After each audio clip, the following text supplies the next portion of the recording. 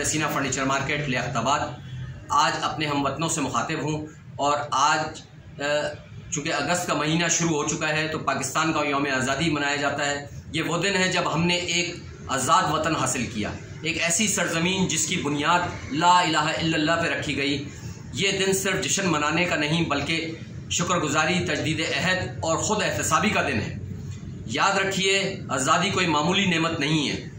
लाखों जानों की कुर्बानी, माँ बाप से बिछड़े बच्चे, खून से लाल हुई ज़मीन और हिजरत की तकलीफ़ें, इन सब का हासिल है पाकिस्तान। हमें ये मुल्क विरसे में नहीं बल्कि कुर्बानियों से मिला है।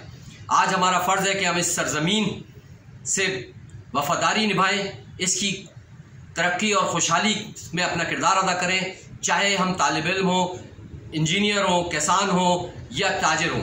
हमें इस दिन हमें अपने दयानतदारी, मेहनत और इत्तेहाद को अपना शार बनाना होगा।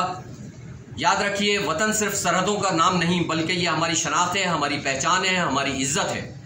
इसलिए आज के दिन हम ये अहद करें कि हम पाकिस्तान को सिर्फ नारों से नहीं, अमल से मजबूत बनाएंगे और नफ़रतों के मिटाएंगे, तालीम को आम करेंगे, कानून की इज्जत करेंगे और अपनी आने वाली नस्लों को एक बेहतर पाकिस्तान और बेहतर मुस्तकबिल दे सकेंगे, ताकि ये मुल्क तरक्की कर सके और इस मुल्क में अमन व खुशहाली हो।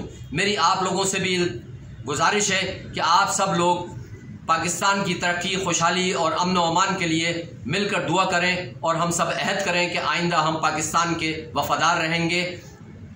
आमीन। पाकिस्तान जिंदाबाद। 14 अगस्त मुबारक।